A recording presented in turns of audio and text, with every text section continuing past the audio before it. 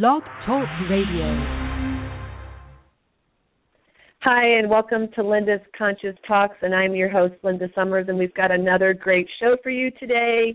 We've got Deanne Adamson back in the studio today, and today's topic is recreating reality after addiction. And for those of you who have not been able to join us for any of the shows, the last two shows that we've had, which I will announce what those are, let me give you a little bit of background about Deanne before we get started. Deanne Adamson is the founder of Being True to You Integrative Recovery Coaching, helping individuals and families get their life back so they can achieve their recovery and life goals. Deanne has a master's in mental health counseling and a background in academic psychology, philosophy and theology, psychotherapy and personal development, family and child services, and judiciary victim advocacy. She has personal experience with addiction and recovery and studies closely the process of change for any human being. Deanne is pioneering the new era in addiction recovery. And with that, I'd like to welcome Deanne to the show. Hi, Deanne. Hi, Linda. Thank you so much. You're welcome. And before we get started, I wanted to let anybody know that the last two shows, if you have not listened to these shows, there's so much information that we can go into, but this is really an important topic that to really bring awareness to people as to there's another avenue to go. So if you haven't checked out the show, July 2nd was the Renaissance of Addiction Recovery, and July 16th last week was Recovering the Psyche After Addiction. And so really check out the videos. We will also have Deanne's contact information at the beginning and the end of the video. So really get in touch with her because there's so many things that they're doing and incredible work here. So today we are going to be talking about reality, manifesting, and personal agency, which I have never heard of that. So, I'm really looking forward to this because this is like really where it really begins, recreating reality, such an important aspect to, I want to say continue your life, but really it's really recreating a different life. Yeah, and I think some of the topics that we talk about might sound, a little deep or maybe confusing, but I feel like having these kinds of conversations are really important when it comes to addiction recovery. I really see addiction as a opportunity and it having a purpose or a reason to it, and without having these existential conversations, I really think we're missing the point in the recovery process. It's not a pathology to treat and mitigate and feel, ashamed about and try to move away from. It's actually an opportunity to open up and to look at this experience and to understand, why did I, through my human experience, take this walk down my shadow side? What is it that I'm supposed to see, and what is it that I'm supposed to learn in that so that I can recreate my reality? So having these conversations about what is reality, what is our personal choice, our sense of agency or our sense of control, what is our ability or our power or influence over our reality, so we know to what degree and in which areas we can do the work. We know how to do the work on the outside. There's a lot of addiction recovery platforms out there. There's a lot of treatment programs. We have a pretty good idea of what to do on the outside. But do we understand what to do on the inside? And through my work in personal development and my journey through recovery and now guiding hundreds of people through recovery, I see, and I said this on the last show, that there's a science to this. There's actually an art form to understanding what kind of power and influence we have within our own mind, within ourselves, to recreate our reality after addiction. And this is probably the biggest thing that I want to share today, is that although addiction manifests on the outside, and that's what we're seeing. When we're seeing addiction, we're seeing what is happening to the person on the outside and what is happening to the person in their life and in their relationship. So even though it's manifesting on the outside, it's actually happening through an inside process, an inside program. And so the recovery process then would be an inside job. And I think that's the biggest thing that we're really missing. Right. So when you say an inside process or program, what do you mean by that? What is that referring to? I mean, it's going within yourself and working on yourself? Well, the inside process or program, as I said in last show, it's starting from when we're children. That whole addictive mindset of happiness comes from outside of me. Relief and pleasure comes from outside of me. Fulfillment comes from outside of me. So we're kind of developing that process through our thoughts, our belief structures, our perceptions, and then we turn those into our behaviors and our defense mechanisms and our coping skills in life. So the process of addiction doesn't stem from outside behaviors. It stems from inside thought patterns and limiting or false or inaccurate thought patterns that are not actually serving our highest good. They're serving a temporary need. Right, which in turn would that affect our reality? So let's give the listeners so they have an idea of what is reality. Well, I would say that reality is an individual experience that each person has with their own life. Now, I don't think that there's one agreed upon term of what reality is. A textbook definition would be that reality is the truth. It is the fact. It is the absolute truth that we all agree upon. You might call that consensus reality. Consensus reality is the shared reality based on majority consensus. So the consensus reality would reflect mass consciousness. This is the shared reality that we are all a part of and that we are all influencing. But then within the consensus reality, we have this individual reality or subjective reality or personal reality. And this would be individually defined by our own belief structures, our own focus, our desires, our actions, and is a reflection of what we are experiencing on the inside. So we have the subjective reality and we have the consensus reality, but this, influencing each other. The subjective reality is very much influencing the consensus reality, vice versa. But so what's interesting, go ahead. I was going to say, how people say we're co-creating our own reality. So that's really what we're doing on a personal level. We're creating our own reality. We're creating our own experience of reality for sure. So regardless of what is actually happening in our world, it's our perception and our experience of what is happening that we have control of. And this is what's exciting when we're looking about recreating reality, is understanding, what is reality and what part of reality do I have control over? Whether you're calling that free will or personal agency or self-control, self-regulation, in what way can I as a human being influence the outcomes that make up my reality? And that's another way to look at reality. Reality is just a series of outcomes.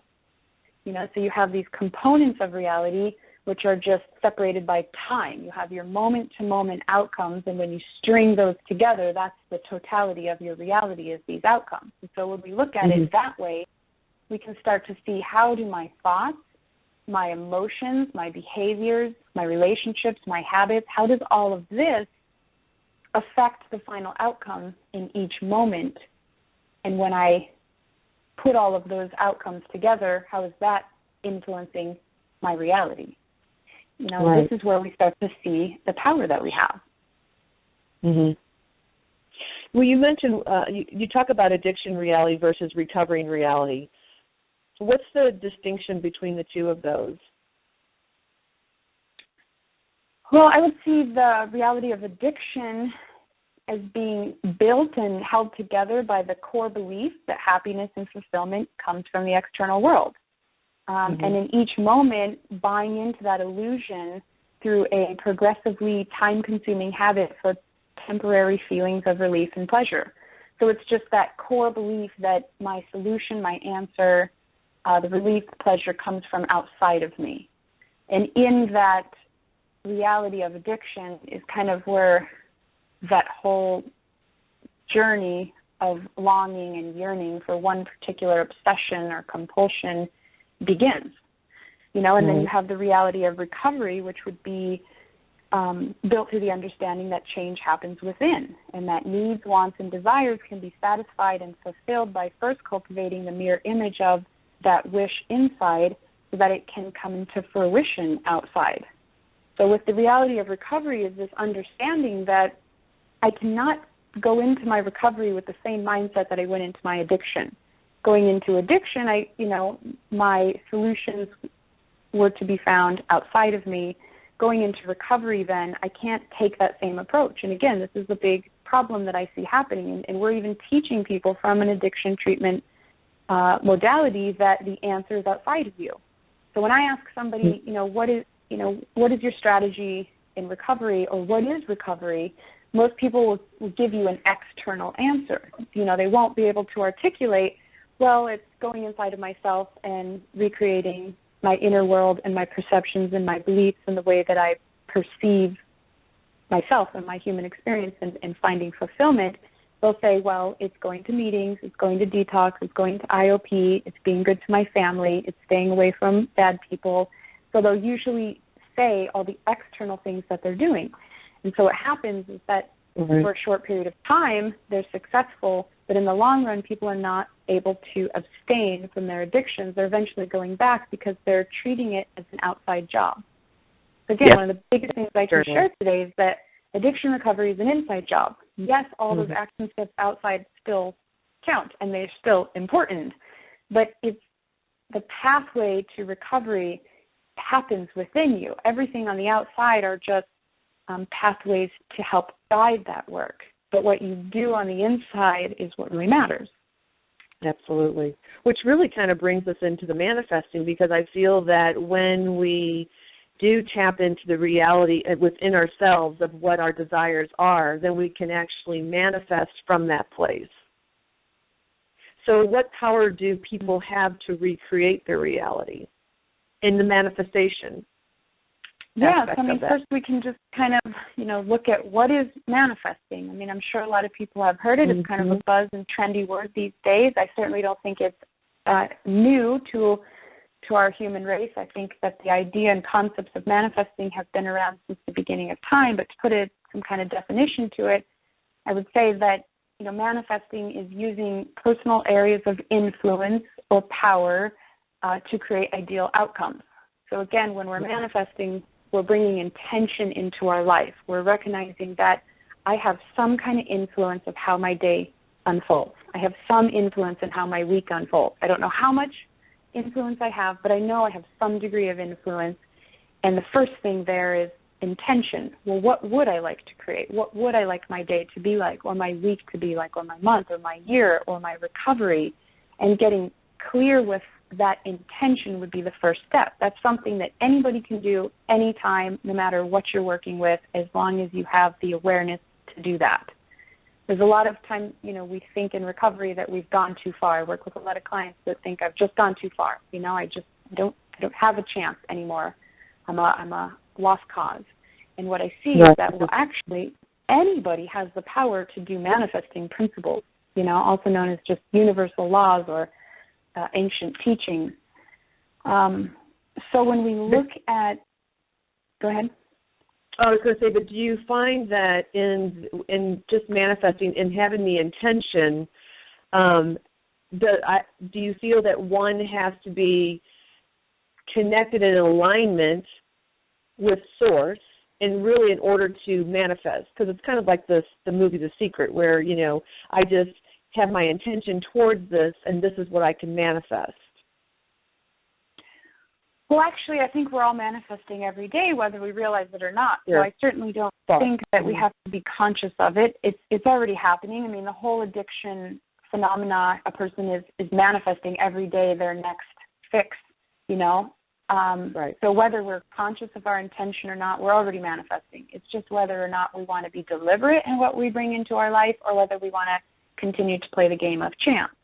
What we see is that when people are playing the game of chance, they're bringing a lot of problems and conflict and tension and just unnecessary hurdles into their life, because they're walking blindly through life. They're not aware of how their thoughts or their emotions or behavioral patterns are attracting outcomes into their life. They're not aware of the responsibility that they could take on to optimize those outcomes, and as a result, there tends to be a lot of unfavorable things. When I usually meet clients coming out of addiction, there's just a whole bag of problems and conflicts, and it's just all unnecessary. I mean, I can see it.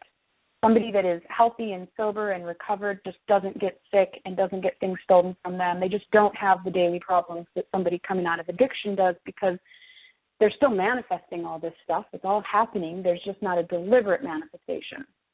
So I don't know if that answers your question. I would just say that no, we don't have to be connected to source to manifest, but getting grounded in an intentional manifestation, something that we deliberately want to bring into our reality. I think balancing ourselves with, source energy, universal energy, divine or God energy, of course, I think that would be more powerful, because you're tapping into higher vibrations of love and appreciation, abundance. Well, I think, too, when you talk about manifesting, we're manifesting all the time. I think it's important to, in this conversation around addiction or really anything in life, that even a thought is a manifestation. An emotion is a manifestation. So I think that's a key importance to really say, is that everything that we do, we're always manifesting, which you don't really think about that, because we think about manifesting our dreams and, the next job or whatever that would be, or just, getting through recovery. But even the thought of our intention really goes what you're saying, is your intention behind all that in order to manifest that. I think it's important. It is. And just kind of going on really quickly on a deeper quantum level, if we understand that our body is energy and that even matter is energy, and if we look from a quantum level and see that it's consciousness that moves energy, it is consciousness itself that organizes matter and energy into shape and form, and all of us have a degree of consciousness. Every person does. So if we know from a quantum mechanics level, and we can see it in our life, that where we focus our consciousness is what we're actually creating, we start to understand that, wow, we are like baby creators. We all have that divine energy within us. It's just about self-mastery. And we'll talk more about self-mastery on Thursday, but when you start to master that inner world, you can start to create an outer world with ease. It doesn't have to be this very challenging and difficult thing that we make it out to be, using force and coercion and shame and guilt and all these things to make change happen. It's actually an art to be able to go inside yourself and find that alignment and that practice. It's a practice that we each do on the inside that helps us learn how to direct our consciousness so that we can organize the energy, the energetic reality that we're a part of in a more deliberate fashion. Absolutely. Which and really just, brings I'll say, sorry, Linda, I was just going to say, this is why the law of attraction has so much hype these days, because it's a way that people understand that like attracts like. When you say thoughts are things, it's true. I mean, mind becomes matter, thoughts become things. Everything that is now was once only a thought. Everything in existence was once only a thought. It was once only consciousness, and then it manifested into something. So understanding things like the law of attraction is really important here.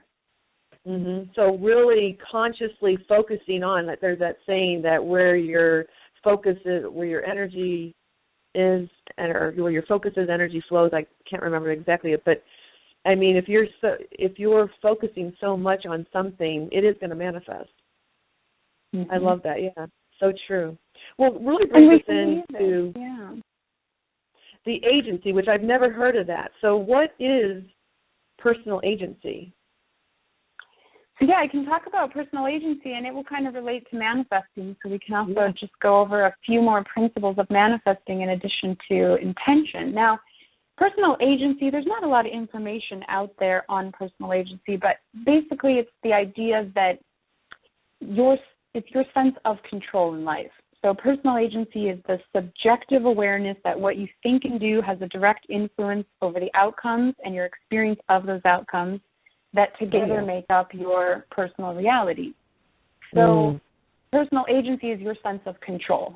And just by having that awareness of the control or influence that I have over my thoughts, over my response patterns, over my personality, the way that I show up to myself and to the world, and, my actions, that starts to develop your personal agency right there. So agency just means self-control, self-regulation. And again, with manifesting, it all starts with awareness. And then one of the most powerful things in that would be intention.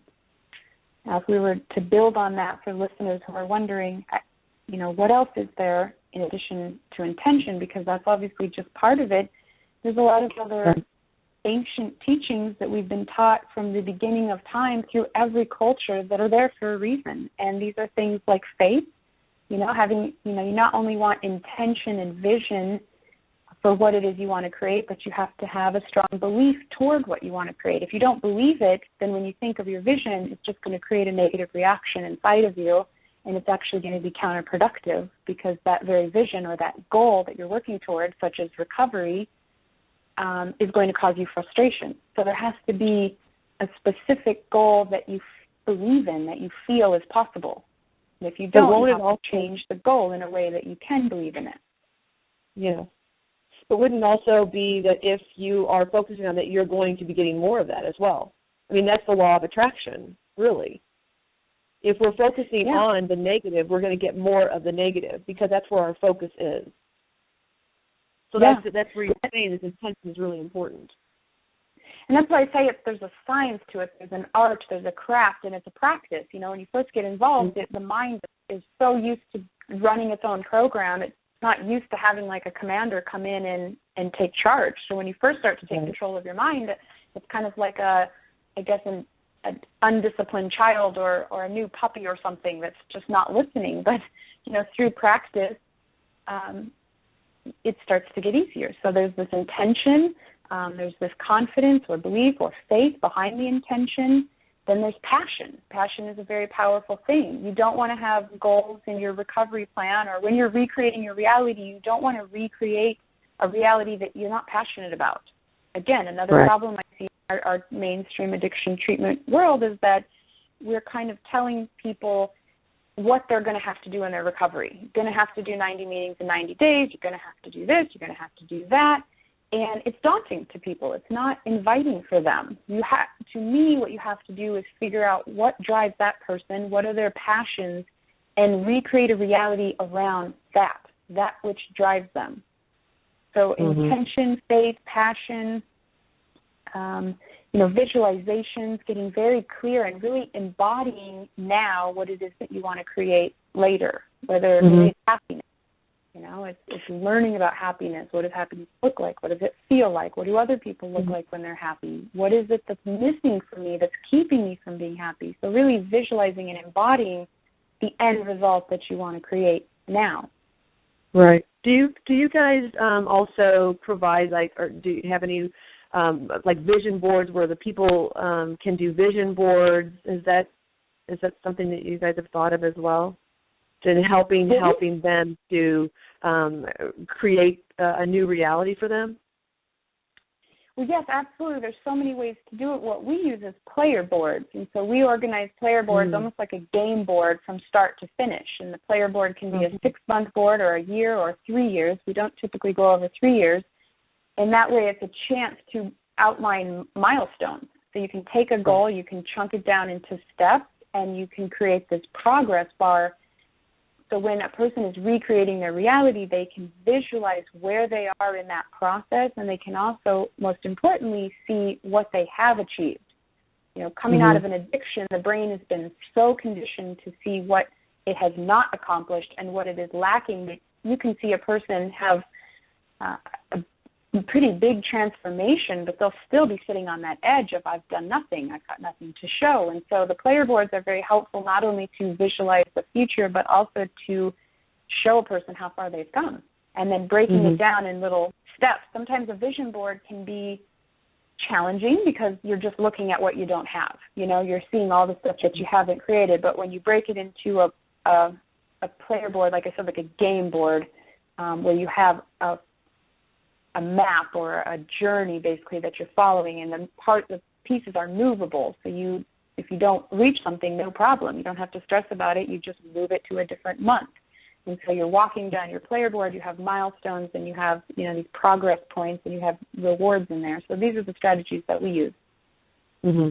Well, and I think something when you were talking, it came up for me as well, that I feel that, a lot of this is also what they've been told what's best for them, instead of having them really think for themselves. I think a lot of people outside of, in addiction especially, but even people outside that, so I think it can be both. And this can really be applied for anyone. So anyone that's listening, even if there's not any addiction or you don't, or you know of any family, all of this really is applicable to your life. So we don't get into that whole addiction of, not being able to handle our life or not be able to handle situations and things like that. But really what I was going back to was saying that I feel that in that process, I feel that there's a lot of people telling them what's best for them. They know what's best for them, as opposed to what you as yourself knows what's best for you. We rely on other people, and that's where really that control and you were talking about earlier, kind of comes into play as well. We've got 3 minutes left, and so I don't know if there's something that you want to say before I really kind of ask that question of what advice would you want to give to the listeners in regards to recreating reality after addiction?